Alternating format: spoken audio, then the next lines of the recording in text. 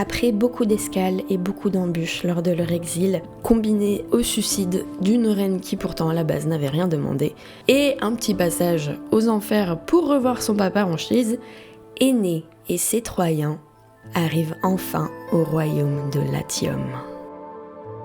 Bienvenue dans Mythologie grecque décomplexée, installe-toi confortablement et serre-toi un verre. Aujourd'hui, on poursuit et on termine l'Énéide de Virgile. Latium. Après avoir repris la mer, fait quelques escales sans trop d'importance, les Troyens voient enfin cette terre dont on leur a tant parlé. Latium est un royaume paisible, gouverné par le roi Latinus et sa femme Amata. Ils sont les heureux parents d'une fille gracieuse, bien éduquée et à propos de laquelle un présage avait annoncé un jour une bonne et une mauvaise nouvelle. Le jour en question, Latinus portait une torche pour alimenter le feu d'un autel quand la flamme embrasa la robe, les cheveux, la couronne de la princesse et son corps tout entier. Carbonisée comme un poulet sur sa broche, la meuf ? Eh ben non, elle a survécu, intacte. Cet événement annonçait deux choses. Grande sera la gloire de la princesse et sa destinée, mais malheureusement tout vient à un prix, celui d'une grande guerre à venir. C'était bien sûr évident, comme présage et interprétation. Bon, autant dire que Latinus n'est pas très serein depuis qu'il sait ça. C'est bien beau, un futur heureux pour Lavinia, mais il en a pas moins la sensation d'avoir une épée de Damoclès au-dessus du royaume. Alors il va consulter son propre père, le devin Faunus, pour en savoir un peu plus. C'est ainsi qu'il apprend qu'il ne doit pas marier sa fille à un homme qui a du sang latin, mais à un étranger qui élèvera la lignée de Latinus et de Lavinia. Voilà, enfin une bonne nouvelle pour l'heureux non-latin, Énée donc si vous n'avez pas suivi, mais ça met Latinus dans un certain embarras, puisque Lavinia est déjà promise à Turnus, qui n'est pas un étranger. Opsi, on y reviendra. D'ailleurs, Énée, il est pas très loin. Lui et ses compagnons, ils ont attaché leur navire sur un rivage et ils se reposent à l'ombre des arbres. C'est l'heure de manger. Ils ont improvisé des tables avec des galettes de froment sur lesquelles sont posés des fruits. Ceux-ci ne suffisent pas à satisfaire leur faim, alors ils se mettent à manger les galettes qui servent de table et là, Énée a le déclic. Quand il était descendu voir son père, dans le monde souterrain, celui-ci lui avait dit qu'un jour, il aura tellement la dalle qu'il se mettra à manger des tables, et que ce jour-là, il devra jeter les fondements d'une ville et en faire son camp. Sur le coup, Énée avait sûrement voulu hurler qu'il commençait à en avoir marre des difficultés et que non mais sans déconner, mais manger des tables. Mais maintenant, il comprend, et la joie s'empare de son esprit. Plein d'espoir et d'allégresse, les Troyens se mettent à l'œuvre toute la journée. Le lendemain, on apporte à Latinus une surprenante nouvelle. Des étrangers ont débarqué sur la côte. Ils viennent de la mer, sont habillés à la mode d'un autre pays et ils commencent à établir un campement. Alors Latinus demande à ce qu'on les amène. Du haut de son trône, le roi apparaît dans toute sa splendeur et sa majesté. Bienveillant, il demande aux Troyens, car il sait déjà qui sont ces hommes et d'où ils viennent, s'ils sont arrivés ici par hasard ou s'ils ont été terrassés par une tempête. Enfin, quelle qu'en soit la raison de leur venue, il leur offre l'hospitalité. Les Troyens répondent que ils sont pas arrivés sur ces terres par hasard, qu'Apollon leur a indiqué cet endroit pour y recommencer leur vie. En signe de collaboration et d'amitié avec Latinus et son peuple, ils offrent quelques-unes des richesses de Troie qu'ils sont parvenus à emporter avec eux et qui ont survécu à toutes leurs tempêtes, leurs embûches, leurs péripéties. Latinus se fiche un peu des présents parce que ce qui occupe ses pensées, c'est le présage du mariage de sa fille à un étranger. Il perd pas le nord, le mec. Il est tout joyeux, tout content, et propose immédiatement une alliance entre les peuples. En toute transparence, il explique qu'il peut pas marier sa fille à un homme de sa propre nation et qu'un oracle a annoncé que son futur gendre viendra de l'étranger. Il en est convaincu, c'est d'Énée dont il s'agit, et il le cache à personne. Alors tout est bien qui finit bien ? Non, pas encore. Devinez qui arrive, comme par hasard, au-dessus du Latium. Eh oui, tout à fait, c'est Héra. Est-ce que son indicible et démesuré besoin de casser les couilles a été diminué par le temps ? Bien sûr que non, c'est Héra, voyons. Elle croise les bras dans une attitude de défiance, fronce les sourcils et gronde. Ah, race odieuse! Destin des Phrygiens si contraires aux nôtres! Ont-ils succombé dans les champs de Sigée? A-t-on pu tenir ces prisonniers en prison? L'incendie de Troie a-t-il réduit en cendres ces guerriers? Non, ils se sont frayés un passage à travers les armées et les flammes. Ah, sans doute, ou ma puissance divine tombe d'épuisement, ou ma haine rassasiée s'est assoupie. Que dis-je? Je n'ai pas craint de poursuivre implacablement sur les mers ces gens chassés de leur patrie, et il n'en est pas une où ces fugitifs ne m'aient trouvé barrant leur route. J'ai épuisé contre les Troyens toutes les ressources du ciel et de l'océan. Je n'arriverai pas à empêcher Énée de régner sur les Latins, et l'arrêt inébranlable du destin lui réserve Lavinia pour épouse, soit. Mais il m'est permis d'exterminer les peuples des deux rois. Que le gendre et le beau-père achètent leur union au prix de cette ruine. Le sang troyen et le sang rutule seront ta dot, ma fille. Là, je vous entends murmurer « le sang rutule ?» C'est quoi ça? Eh ben, vous vous rappelez quand je dis que Lavinia était promise à Turnus avant que l'oracle annonce qu'elle devait épouser un étranger?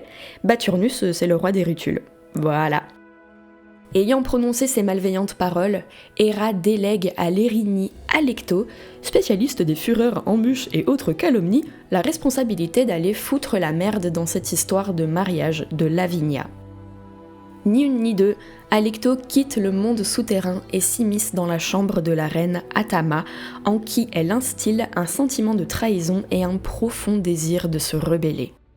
La reine implore son mari. Offrir leur fille à un exilé, vraiment? Alors qu'il s'était engagé à la marier à Turnus? Ne considère-t-il pas que les siens méritent un souverain de leur propre sang? Non? Forcément un étranger. Très bien, mais si on y réfléchit bien, les ancêtres de Turnus, ils viennent du milieu de la Grèce, de Mycène, ça compte, non? Non? Ah, bon. Latinus ne bouge pas d'un iota. Son gendre sera Énée, un point, c'est tout. Désespéré et possédé par le venin d'Alecto, Amata quitte le palais en trombe. Les passants qui la voient la croient folle, soumise au pouvoir de Dionysos. Elle emporte avec elle Lavinia, qu'elle cache dans une forêt, criant et suppliant qu'on la marie à Turnus et pas à Énée. Alecto ne s'arrête pas là. Elle estime que là, elle a fait le travail à moitié, alors elle se dirige vers la ville des Rutules, y prend l'apparence d'une prêtresse de Héra et s'adresse directement à Turnus. Mais tout ce que sa langue perfide lui annonce, il le sait déjà. Les Troyens ont débarqué, il le sait. Le roi envisage de marier sa fille au nouvel arrivant, il le sait aussi. Il n'est pas impressionné, ni inquiet d'ailleurs, car il sait qu'il a le soutien de Héra. Il demande à cette vieille prêtresse de cesser de lui faire perdre son temps avec des préoccupations inutiles. Alors Alecto, furieuse d'être traitée comme si elle n'avait aucune importance, reprend sa forme originale, hideuse, le regard mauvais, des serpents plein la tête, dégueulasse, la bave à la bouche, un œil qui dit merde à l'autre. Elle crie, elle postillonne, elle inonde Turnus d'une rage incontrôlable.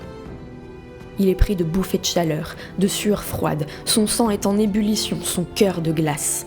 Les veines de son cou gonflent, on dirait qu'il est terriblement constipé, et il s'avance impétueusement vers ses armes, comme si, au contraire, une diarrhée soudaine le menaçait à quelques pas des chiottes. Il ordonne à ses sujets de s'armer jusqu'aux dents, car ils ont une nation de gros emmerdeurs à réexpédier chez eux. Les Troyens, ils sont chauds, ils vont. Alecto n'en a toujours pas fini. Cette fois, c'est vers les Troyens qu'elle part. Plus précisément vers les chiens des Troyens. Elle les excite et les pousse à se précipiter vers une de leurs odeurs préférées, celle des cerfs. Les chiens partent à la chasse et entrent dans un village. Ils y découvrent un magnifique cerf, protégé par des paysans. Ascagne, le fils d'Énée, a suivi les chiens en se disant qu'ils avaient sûrement trouvé du gibier. Il découvre la belle bête, imagine le barbecue qui pourrait se faire, et ni une ni deux lui tire une flèche dans le ventre. Le cerf est découvert, agonisant, par les paysans alentours. Ils deviennent fous de rage, outrés, et décident de venger l'animal qu'ils protégeaient. Sans attendre, ils s'arment avec tout ce qu'ils trouvent. Des pelles, des fourches, des haches, des bûches, des pierres, tout ce qu'ils trouvent. Il y aurait une marmite et un fouet fait avec un pantalon dans le lot qu'on serait pas si étonné.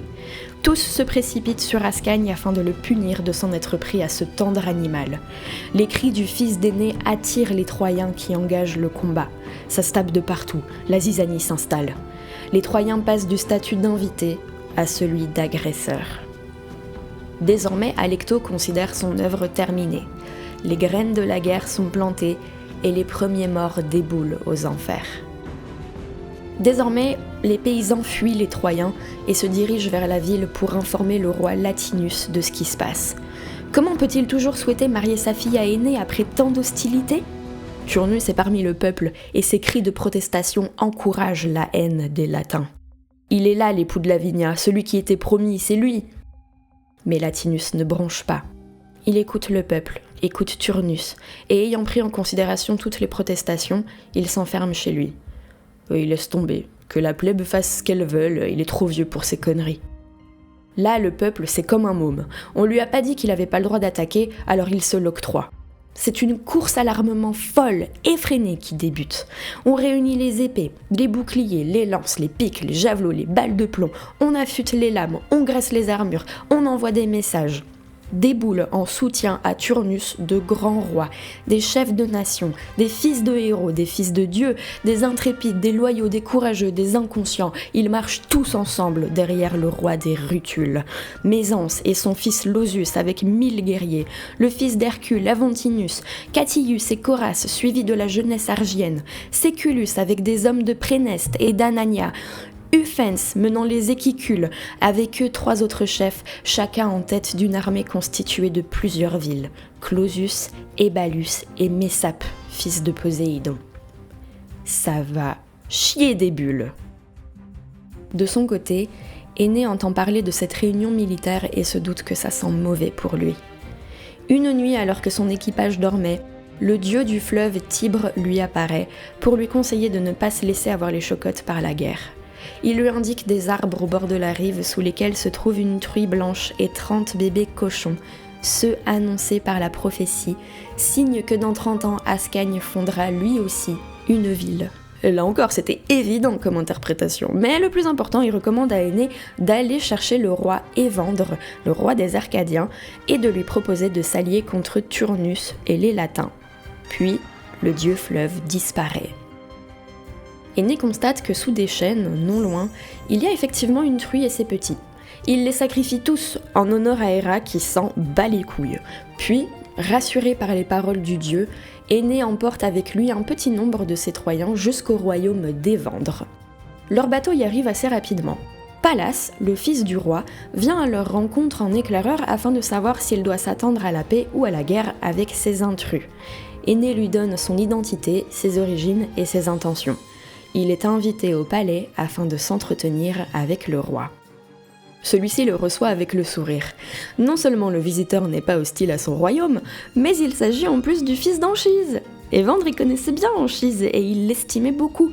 Il est heureux de reconnaître les traces du père dans le visage, la voix, les intonations et les valeurs du fils. Le portrait craché de son père. Évidemment, bien évidemment qu'il accepte l'alliance entre les Arcadiens et les Troyens. Tous se dirigent ensuite vers un banquet, célèbrent, partagent, racontent des légendes de gloire et de héros du passé, jusqu'à ce que le vin et le sommeil fassent cesser les festivités. Là-haut, chez les Olympiens, Aphrodite suit toute cette histoire. Bien que son fils vienne de se faire un puissant et loyal allié, elle n'est pas sereine. En même temps, on a vu la gueule de l'armée en face, l'oblitération à venir, elle est assez évidente. Dans son lit conjugal avec Héphaïstos, elle angoisse et pleure les malheurs de son fils. « Mais qu'est-ce qui va pas, ma choubidoubidouche » s'enquiert l'hideux époux. Sa femme pointe Énée du doigt. Elle lui susurre que jamais pendant la guerre de Troie, elle n'a demandé à son mari quelque faveur que ce soit, ni cherché à le manipuler.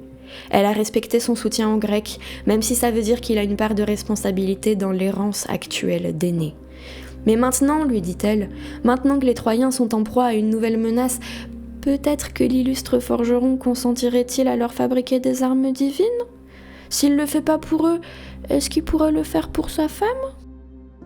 Alors le dieu, enchaîné par l'éternel amour, lui dit « Pourquoi chercher si loin des raisons ? Ai-je perdu ta confiance, déesse ? Si jadis tu avais eu le même souci, il m'eût été permis même alors d'armer les Troyens. Ni le Père Tout-Puissant, ni les destins ne défendaient que Troie résista et que Priam survécut encore 10 ans. Maintenant, si tu prépares la guerre et si c'est là ton intention, tout ce que je puis promettre de travail dans mon art, tout ce que je peux donner de la fonte du fer et de l'électre, tout ce que mes forges et mes soufflets sont capables de produire, tu l'auras. Cesse de me prier, tu n'as pas à douter de ta force. » Aphrodite sourit et embrasse son mari. Celui-ci s'endort paisiblement, la tête couchée sur le sein de la déesse de la beauté. Il se réveille avant le lever du jour et, fidèle à sa parole, pénètre dans sa forge pour se mettre au boulot.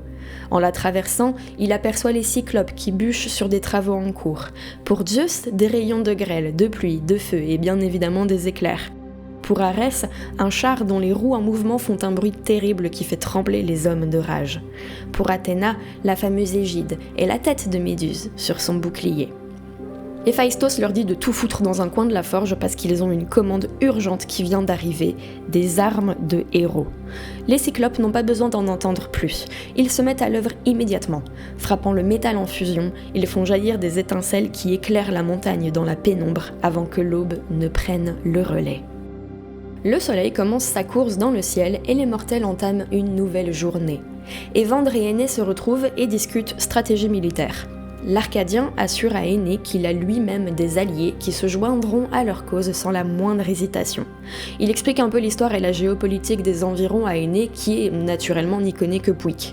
Le Troyen découvre que parmi les soutiens de Turnus existent des sacrifices de pute, des tyrans sadiques qui se sont fait bien des ennemis. Et les amis d'Évandre sont les ennemis des amis de Turnus. Comme le dit le proverbe, les ennemis des amis de mon ennemi, qui de surcroît sont les amis de mon ami, sont mes amis. Et c'est qui déjà ces gars ? Les Tyrrhéniens ? Bon les Tyrrhéniens sont nos amis du coup. Énée en est à la conclusion de cette gymnastique mentale quand retentit au-dessus de lui un éclair sans la moindre trace d'un nuage. C'est peut-être un signe divin. L'éclair disparaît et un grondement retentit, suivi d'une quantité astronomique d'armes qui tombent du ciel et s'écrasent sur la terre dans des bruits métalliques assourdissants. C'est probablement un signe divin. Il s'agit effectivement d'Aphrodite, qui, ayant obtenu d'Héphaïstos le service qu'elle lui a demandé, envoie les armes désirées aux mortels. Elle remet à Énée les siennes en main propre et accompagne ce présent d'un petit mot d'encouragement. « Tu vas tous les niquer, mon chéri !» On avait vanté le travail d'orfèvre du bouclier d'Achille, où des yeux attentifs pouvaient voir la terre, le ciel, la mer, le soleil, la lune, des constellations étincelantes, des cités humaines, des vignobles, des jachères, des troupeaux de vaches, des armées détaillées où se distinguaient des soldats, des armes, des armures, et là encore, l'artisan divin s'est surpassé. Le bouclier d'Énée comporte la prophétie du futur de l'Italie. On y voit Ascagne et ses descendants, Romulus, Rémus et la louve qui les a trouvés, la ville de Rome, des rois, des empereurs, des guerres, des réconciliations, des temples, le monde souterrain et ses suppliciés, l'océan et des armadas dessus, bien plus d'infimes détails que l'œil ne peut observer sans une loupe. Énée voit toutes ces scènes sur le bouclier, il comprend rien, ne reconnaît rien parce qu'il a jamais entendu parler d'aucun des personnages et d'aucune des villes et d'aucune des guerres à venir, c'est normal parce que ça va se produire après, mais il sait que ce bouclier, il a forcément été confectionné par Héphaïstos, et Héphaïstos il créait pas des trucs pour le premier idiot du village, donc s'il le tient entre ses mains, c'est clairement que la gloire l'attend. Accompagné d'une cavalerie arcadienne et doté des armes divines, Énée parcourt les routes des terres tyrrhéniennes afin de mobiliser d'autres combattants à sa cause. Mais Énée n'est pas uniquement surveillé par l'œil bienveillant de sa mère.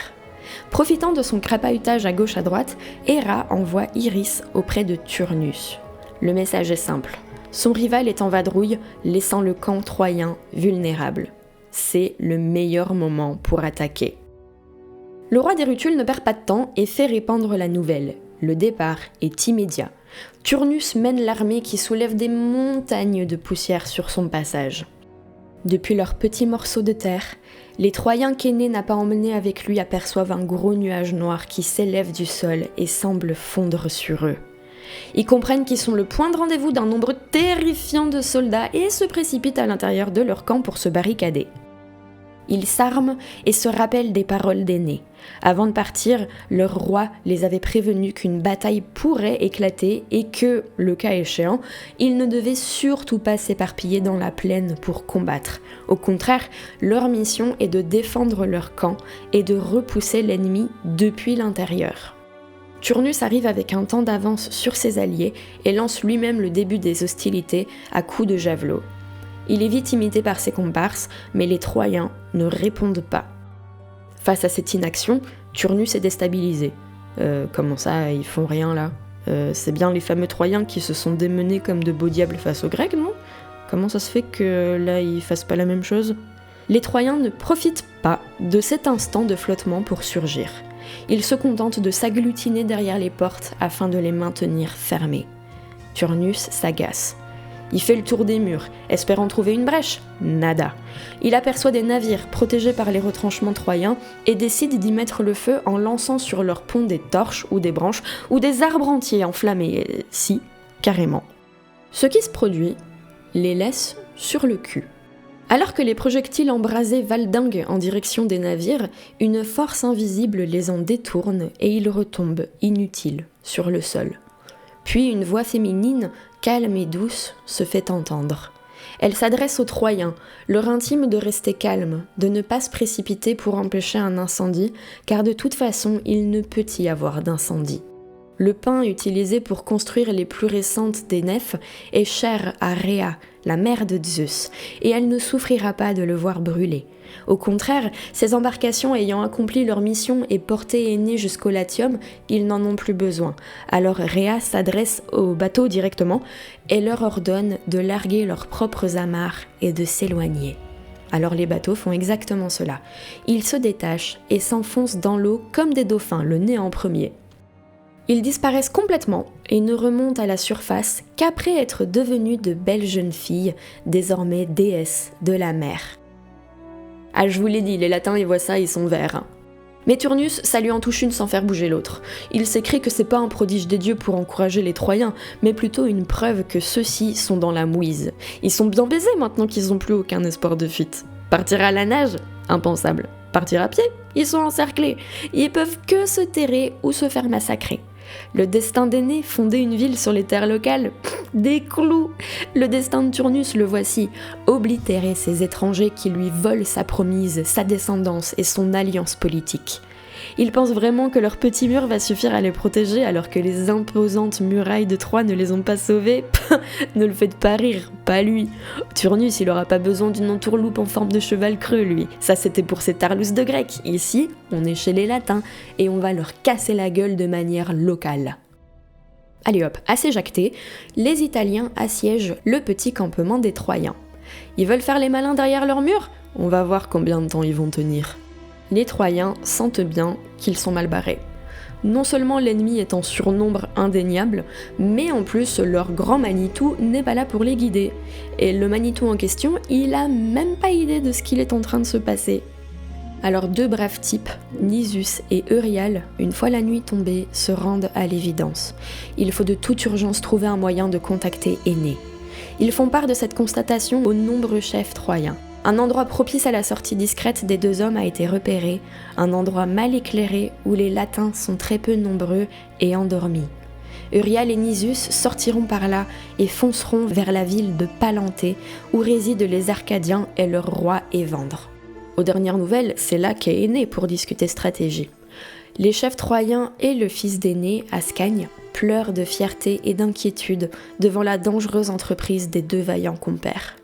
Il les accompagne jusqu'aux portes qui séparent le camp troyen de la plaine assiégée par les Latins, leur souhaitant d'avoir les dieux de leur côté. Les deux jeunes hommes partent à l'aventure. Comme prévu, ils peuvent circuler parmi les ennemis endormis, à condition de rester discrets bien sûr. Un par un, ils tuent ceux qui se trouvent sur leur passage. Un vrai carnage silencieux. Ça dure une grande partie de la nuit. Quand l'aube apporte au ciel ses douces nuances roses et dorées, ils arrêtent de distribuer des actes de décès et se concentrent sur le chemin à parcourir car le danger devient plus grand avec la lumière du jour. Ainsi, les porteurs de messages progressent en sécurité jusqu'à ce qu'ils se fassent repérer par d'autres porteurs de messages de l'autre côté d'une plaine. Sauf que si les messagers troyens c'est 2 mecs à pied, les messagers en face c'est 300 gars à cheval. Course-poursuite effrénée à travers la forêt. Nisus et Euryale se perdent de vue dans la végétation dense qui leur oppose obstacle sur obstacle dans leur course.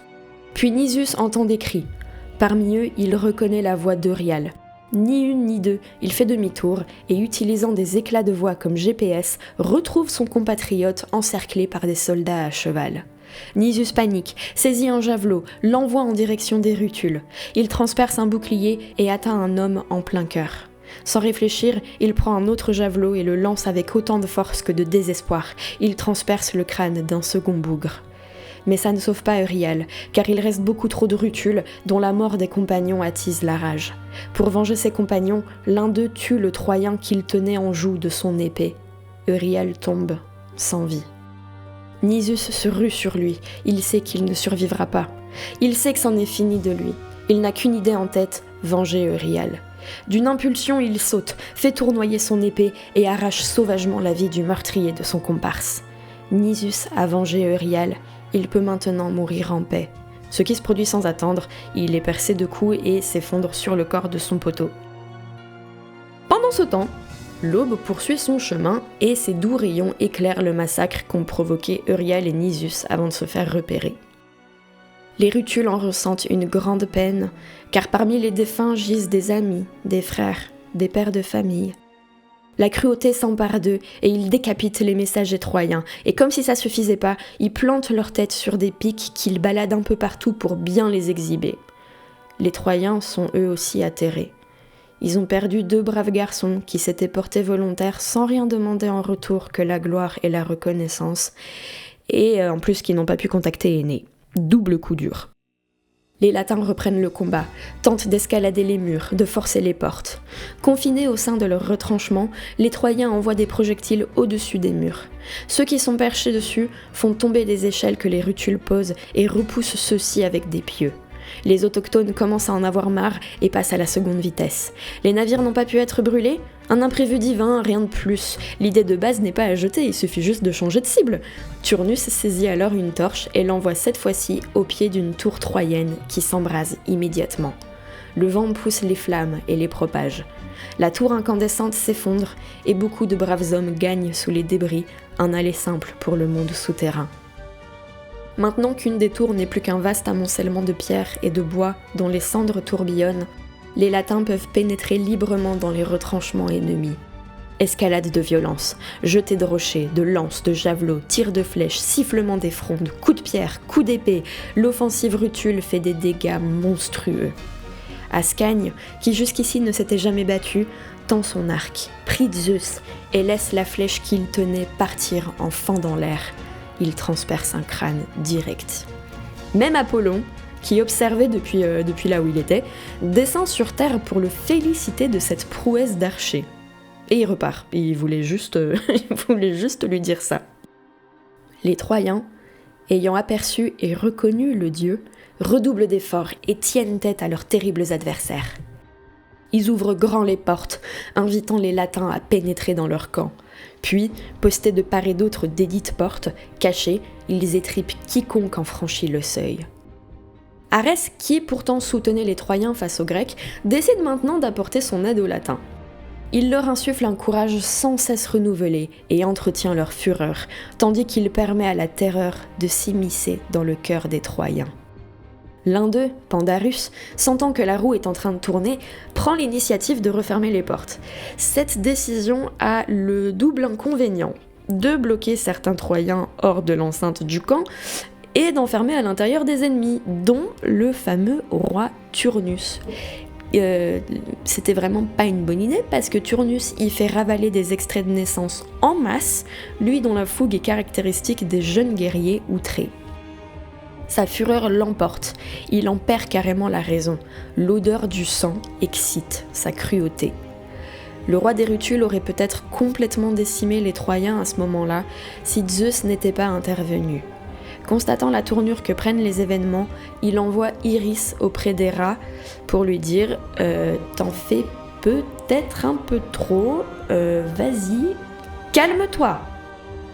Docile, Héra cesse de soutenir le grand Turnus. Lui, il se rend compte qu'il y a comme un petit je ne sais quoi qui a changé, et courageux mais pas inconscient, il rebrousse le chemin et se jette dans le fleuve pour partir à la nage avant de se faire submerger par la contre-attaque troyenne. Là, Zeus convoque les dieux dans son palais. Tous sont en train de se prendre la tête sur comment gérer la situation en bas, à qui donner l'avantage, pourquoi et comment. Zeus les fait taire et gronde. D'où est-ce que Turnus il attaque les Troyens là ? Il se souvenait pas en avoir donné la permission ? C'est qui s'est permis de se mêler de ce qui le regarde pas ? Aphrodite est tout à fait d'accord. Quand est-ce qu'on foutra la paix aux Troyens en fait ? Se faire assiéger une première fois c'était pas suffisant ? Voilà que maintenant ils doivent se défendre contre un ennemi dont la taille à l'armée est obscènement démesurée. Si le destin prédit à Énée et qu'il fondera sa ville, pourquoi est-ce que certaines personnes s'acharnent sur lui ? Non, parce que parlons-en en fait de l'acharnement en question. On a envoyé les Vendéoles faire une tempête, on a envoyé Iris foutre le feu au navire, on est allé jusque dans les enfers chercher Alecto pour foutre la merde, ça fait beaucoup là. Il faudrait vraiment être une vieille aigrie vindicative pour ne rien avoir de mieux à branler, non ? Héra se redresse sur son trône. Elle est colère, elle est très très colère là. Elle lui dit, en gros, « Quoi ? Tu te prends pour qui là ? Ah ouais, c'est ma faute si ton cher aîné a commencé à naviguer au pif, c'est ma faute s'il a volé la vigne à Turnus, c'est ma faute s'il est parti chercher des alliés en laissant la protection de son peuple à son fils, encore trop jeune pour commander, et puis, toi aussi tu t'es permis d'intervenir. Tu peux aider ton fils, tu peux le soustraire à la mort, tu peux lui fournir des armes pour l'aider à conquérir des victoires, mais moi je peux rien faire. Allez, c'est bon là, j'en ai marre de ta victimisation, tu me casses les couilles. » Zeus soupire et met fin à ce crépage de chignon. Il interdit aux dieux d'intervenir plus qu'ils ne l'ont déjà fait. Peut-être que les oracles concernant Énée ont été mal interprétés et qu'il mourra avant de construire sa grande cité. Peut-être qu'ils ont été correctement interprétés et que tout bâton enfoncé dans les roues de son vélo ne servira qu'à retarder son triomphe. En tout cas, les dieux sont sommés de se mêler de leurs oignons et de laisser les mortels se battre entre eux. Sur Terre, les durs combats, justement, se poursuivent. Plus personne n'a l'appui des dieux, les humains sont livrés à eux-mêmes.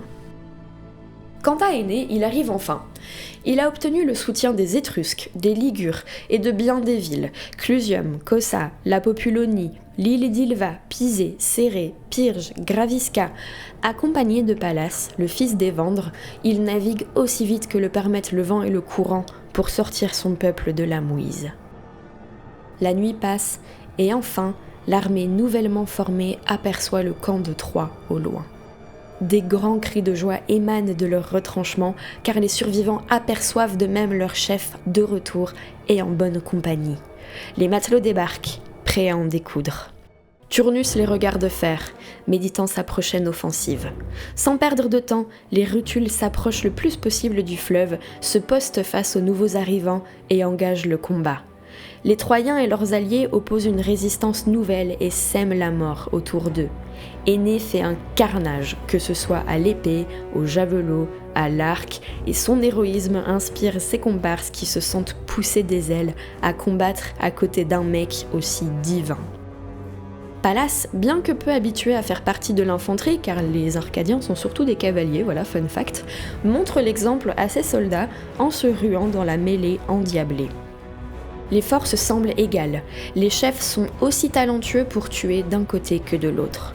Le nombre de combattants est si grand qu'ils sont tous serrés comme des sardines, gesticulant avec difficulté, piétinant les corps de ceux qui ont chuté avant eux. Soudainement, Turnus ordonne le retrait des rutules. Le jeune Pallas s'en étonne et s'avance dans la plaine. Turnus se met à crier depuis son char, c'est lui et lui seul qui tuera Pallas. Le sang se glace dans le cœur des Arcadiens quand leur prince répond que les menaces sont inutiles et qu'il accepte le duel. La lutte est complètement inégale, mais Pallas a confiance. Turnus s'élance et charge. Il a l'avantage d'avoir une carrure massive qui lui confère une force considérable, mais Pallas est plus rapide. Il lance un javelot et dégaine son épée d'un seul et même mouvement.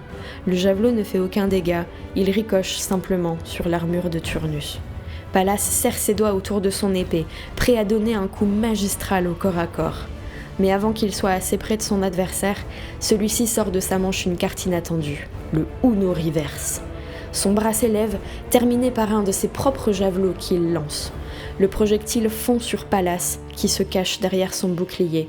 En moins de temps qu'il n'en faut pour le dire, le bouclier est perforé, et derrière lui, le torse de Pallas subit le même sort.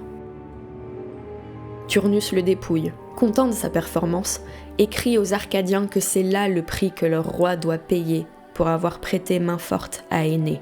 un fils sans vie, dont le premier combat a également été le dernier.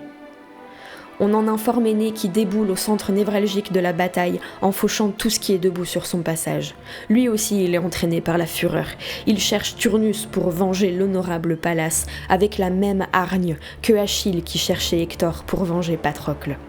Il immole 8 de ses ennemis, tire la tête d'un autre malheureux en arrière pour mieux lui trancher la gorge, poursuit ceux qui fuient en voyant sa folie destructrice, ampute des bras tendus, envoie des lances, transforme des hommes en cadavres à la en veux-tu en voilà. Héra contemple le fils d'Aphrodite tournoyer dans la plaine comme un cyclone dévastateur, la peine à l'âme. Elle implore Zeus. Turnus doit-il vraiment trouver la mort comme ça, maintenant ? Ne pourrait-on pas retarder son trépas ? Zeus soupire encore. Bon, s'il s'agit uniquement de retarder sa mort, il peut consentir à la requête de sa femme. Mais qu'elle ne se fasse pas d'idée, hein. Si elle nourrit l'ambition de l'avantager d'une quelconque façon, elle peut se fourrer le doigt dans l'œil jusqu'à la montre.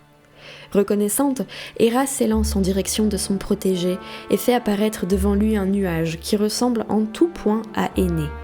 Turnus, en le voyant, fonce dans sa direction. Le nuage tourne les talons et s'enfuit. Turnus se lance sur ses traces. Cette course-poursuite les mène sur un bateau qu'une échelle rend accessible depuis le rivage. Dès que le roi Rutule pose les pieds sur le pont, il a la surprise de voir le nuage d'Aîné se dissiper et s'envoler. Et en même temps, un tourbillon emporte le navire sur lequel il se trouve. Il comprend, il a été manipulé par une force supérieure. 3 fois il tente de se jeter à l'eau pour reprendre le combat, 3 fois Héra l'en empêche. Il est déçu, il ne sait pas ce qu'on lui réserve. Reverra-t-il son royaume ? Qu'est-ce que c'est que cette façon de quitter le combat sans gloire ? Que croiront les gens qu'il est rentré la queue entre les jambes ? Et ses compagnons, n'est-il pas en train de les abandonner ? Il se morfond, tout seul. Finalement, le navire le porte jusqu'à la ville de son père. Pendant ce temps, Aîné le cherche toujours. Ce faisant, il donne à Hermès de quoi faire des heures supplémentaires en transport d'âmes chez Hadès. Véritable fléau, il semble doté d'une énergie que rien ne vide. Mais Turnus n'est plus là, et Aîné tourne en rond. Il subit les assauts de ses ennemis et les surmonte tous. Les jeunes, les vieux, les chefs, les soldats, les braves, les cruels, les désespérés, rien ne l'arrête. Enfin si, le souvenir de la mort de Pallas et le respect dû aux morts finissent par freiner l'élan ravageur du chef troyen. Il profite d'un peu de répit sur le champ de bataille pour organiser son retour. Il gémit, se lamente de devoir dire au revoir à ce compagnon d'armes en de telles circonstances, à ce pauvre ange sitôt parti, et plaint le pauvre Évandre qui est loin de se douter que le fruit des entrailles n'existe plus. On improvise un brancard fait de branches de chêne sur lequel on dépose de l'herbe fraîche et de la mousse afin que le corps de Pallas repose délicatement et qu'il ne ballotte pas pendant le trajet. Aîné troque son armure contre de beaux habits pourpres que Didon avait elle-même confectionnés et couvre le visage de Pallas d'un voile. Quelques guerriers seront chargés de porter ce lit funéraire et les autres apporteront à Évandre des chevaux et des armes des Latins, trophées de guerre dont les propriétaires n'ont plus besoin. La lance de Pallas ainsi que son casque sont également ramenés dans sa patrie. Son baudrier, quant à lui, a été dépouillé par Turnus. Aîné lance un dernier regard aux défunts, puis les chemins se séparent pour la dernière fois. L'un entame son dernier voyage, l'autre regagne son camp. À son retour, Aîné est attendu par des ambassadeurs latins qui réclament le droit de récupérer leurs morts eux aussi. Le Troyen n'oublie pas que même si ce sont actuellement ses ennemis, ils ont d'abord été ses hôtes dans le Latium. Leur roi, Latinus, ne les a pas encouragés à combattre, ce sont eux qui ont laissé la haine prendre le dessus et ont suivi Turnus, alors il accepte. Quelle indigne fortune vous a engagé, Latin, dans une telle guerre et vous a fait rejeter notre amitié. Vous demandez la paix pour les morts, pour ceux qui ont péri dans le hasard des combats. Ah, comme je voudrais aussi la donner aux vivants. Je ne serais pas venu si les destins ne m'avaient assigné ce lieu et ce séjour. Je ne fais point la guerre à une nation. Votre roi a quitté notre alliance et il s'est fié de préférence aux armes de Turnus. Il eût été plus juste que Turnus affrontât ici la mort. S'il voulait terminer la guerre en brave, s'il voulait chasser les Troyens, c'étaient les armes à la main qu'il aurait dû se mesurer avec moi. Alors aurait vécu celui des deux à qui son bras ou la divinité eût assuré la vie. Maintenant, allez et allumez des bûchers funèbres pour vos malheureux concitoyens. Les Latins ne reviennent pas. Ils ont face à eux un mec chill. C'est donc lui le héros que leur roi souhaitait marier à Lavinia, leur potentiel souverain? Un guerrier redoutable, un homme bon, qui incarne des valeurs de respect et de justice en toutes circonstances? Fils d'Aphrodite qui plus est? Les Latins n'auraient-ils pas fait une connerie en s'alliant à Turnus? Soit, ils vont en parler avec leur supérieur hiérarchique. Une trêve de 12 jours est conclue pour ramasser tous les morts et mettre en place des rituels funéraires. De retour au palais, les ambassadeurs rapportent à leurs compatriotes leur suspicion d'avoir fait une boulette en se montant contre les Troyens. Cette suspicion est confirmée lorsqu'ils reçoivent le refus de Diomède de les rejoindre pour combattre. Celui-ci, survivant de la guerre de Troie, leur fait comprendre que c'est mort. Il a assez entendu parler de Troie. C'était une guerre de merde dont il garde un mauvais souvenir malgré la victoire et franchement, il compte pas s'acharner contre les Troyens.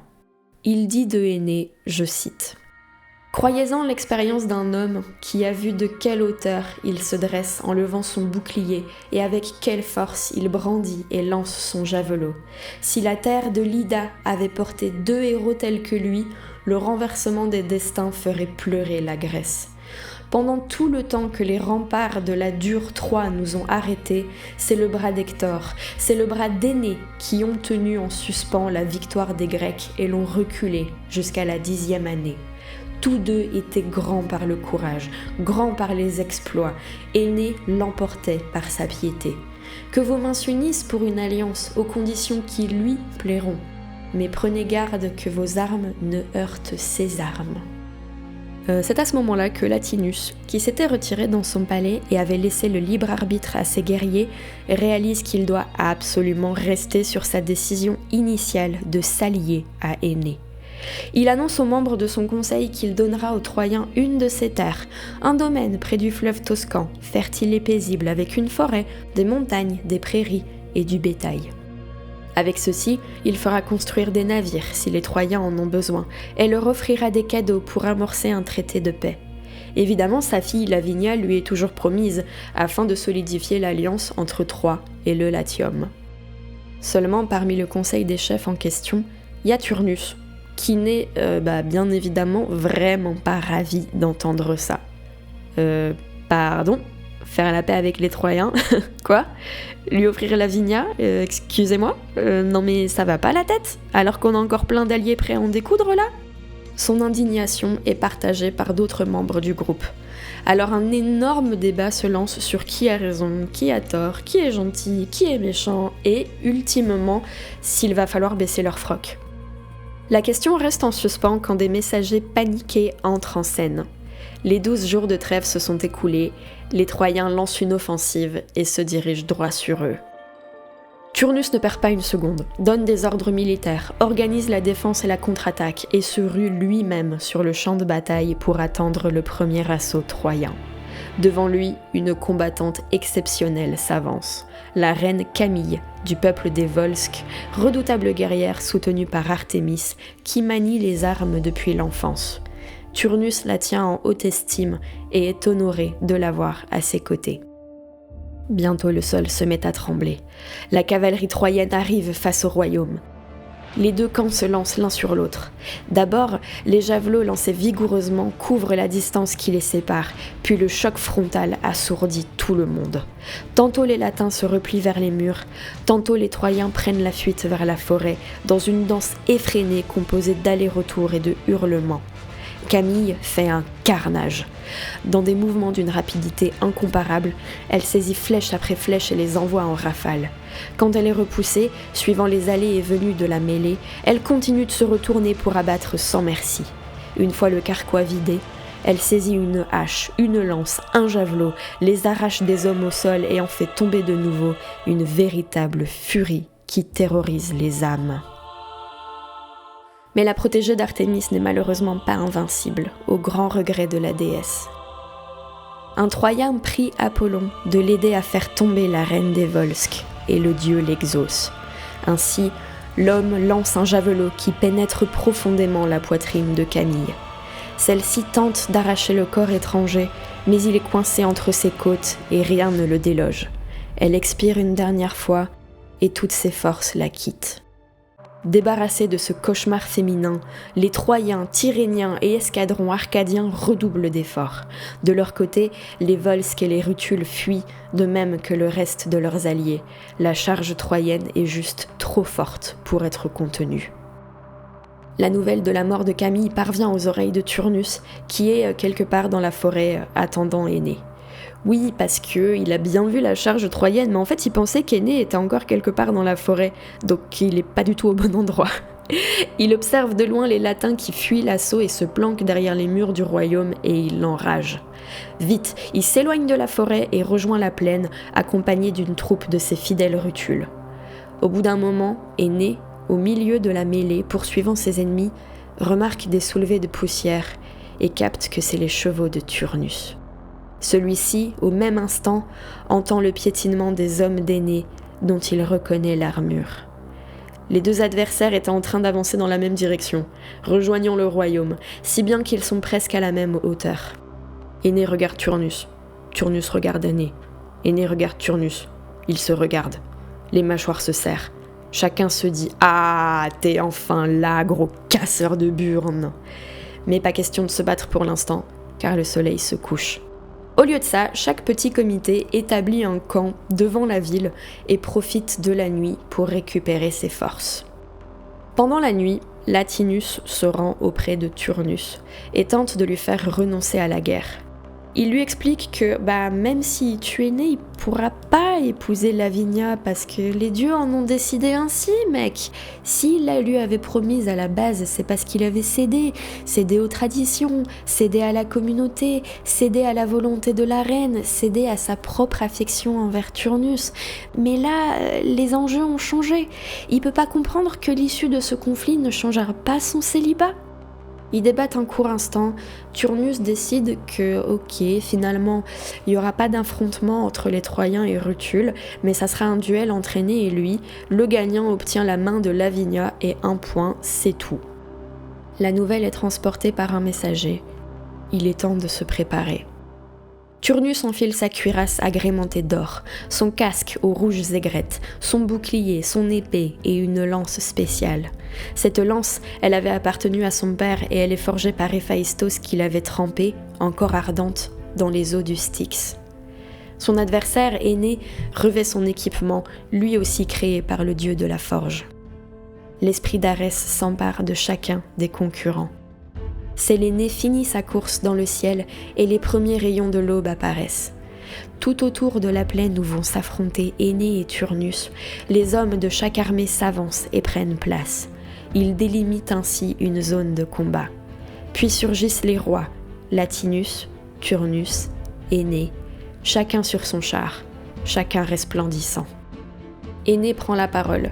Il prie les dieux de lui être favorables et les prend pour témoins de ses engagements. Si Turnus gagne ce duel, alors les Troyens se retireront, rejoindront le palais d'Évandre et de Feu, le jeune palace, où ils ne prépareront aucune rébellion.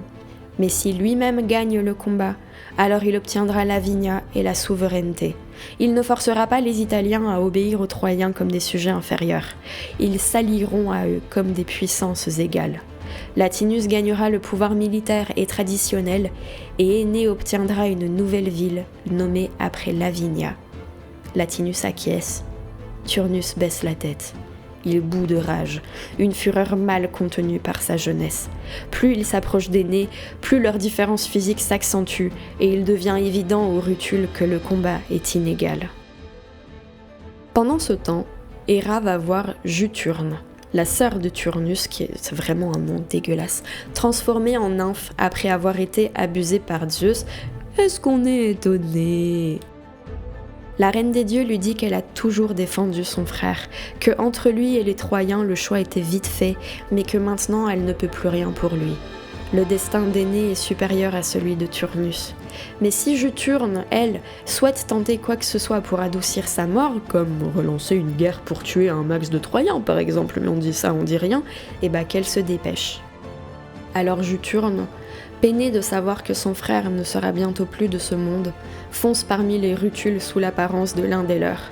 Elle échauffe les esprits, excite leur indignation, et alors qu'ils étaient en faveur de la cessation des combats, ils cherchent désormais leurs armes.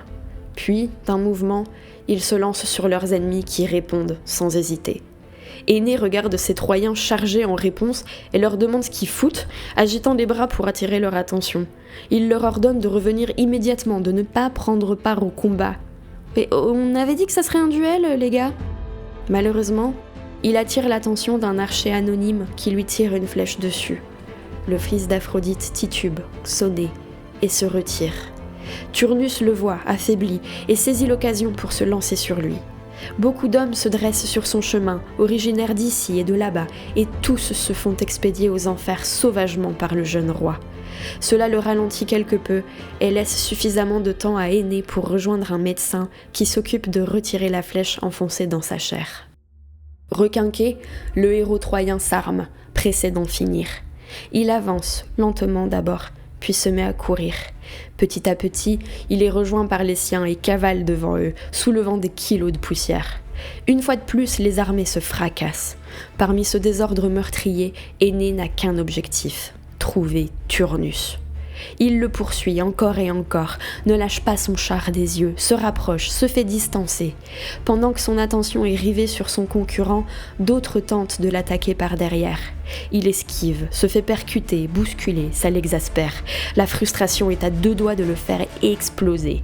Il suspend son désir de buter Turnus et lâche sa fureur destructrice sur les casse-couilles qui veulent pas lui lâcher les basques. Le champ de bataille est un cimetière à ciel ouvert. La ville de Latinus commence à s'embraser sous les torches lancées par les Troyens enragés. La reine Atama croit que Turnus est mort dans la mêlée et se sent coupable car après tout, c'est elle qui souhaitait tellement qu'il soit promis à sa fille. Ne pouvant supporter cette hypothétique responsabilité, elle se pend dans son palais. Cette nouvelle est portée par le vent jusque Turnus, bel et bien vivant, qui accuse difficilement le coup, le regard vide, les bras ballants. Il se retourne et voit la ville qui commence à partir en fumée et décide que trop c'est trop. Puisqu'Énée le veut, alors il l'aura. Le roi des Rutules se dirige vers le roi des Troyens en hurlant à tous de baisser leurs armes, de poser leurs arcs, de lâcher les javelots. C'est à lui, et à lui seul, de risquer sa vie, maintenant. Énée l'entend et la joie le submerge. Il n'a plus besoin de courir après son ennemi, le voici qui s'offre à lui. Les Rutules, les Troyens, les Latins, les hommes, les femmes, les enfants, tous n'ont Dieu que pour les deux grands héros qui se font face. Ils ne s'adressent aucune parole, aucun encouragement, aucun signe. Ils avancent en silence, et lorsqu'ils sont suffisamment prêts, s'envoient simultanément leurs javelots dans la tronche, les évitent et se foncent dessus en entrechoquant leurs boucliers. Les épées tournoient, on ne sait pas si les mouvements sont hasardeux ou calculés tant ils sont rapides et imprévisibles. Soudainement, la lame de l'épée de Turnus se brise contre le bouclier d'Énée. Il recule, abasourdi, se rend compte que cette épée qu'il pensait être la sienne, indestructible, est en fait celle de son cocher. Merde, vite, il faut se réarmer. Il fuit, se précipite vers ses Rutules, leur demande qu'on lui apporte sa propre épée, et fit ça. Mais Énée lui colle au talon, le poursuit sans relâche et menace quiconque oserait s'approcher de son adversaire pour le réarmer. 5 fois, les deux combattants font le tour de la plaine où ils sont censés s'affronter. Ils passent vers une souche d'arbre, au cœur de laquelle un des javelots d'Énée est enfoncé. Celui-ci s'arrête pour l'arracher de son socle, permettant à Turnus de le distancer. La sœur de Turnus, la nymphe Juturne, profite de cet instant pour lui apporter elle-même une épée. Rutules et Troyens se font de nouveau face, une énième fois, chacun doté d'une nouvelle arme. Ils s'observent, attendent que l'autre fasse un geste, se lancent des provocations.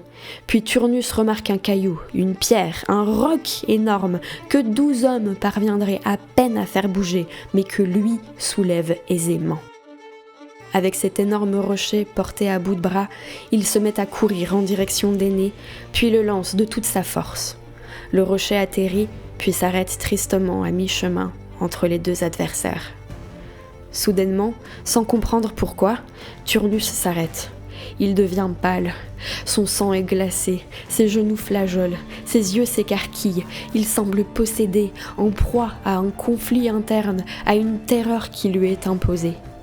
Toute sa bravoure ne suffit pas à vaincre ce blocage qui vient de l'extérieur, comme si une puissance divine le forçait à avoir peur. Il veut tuer Énée, mais une influence supérieure l'en empêche. Il ne peut lutter contre.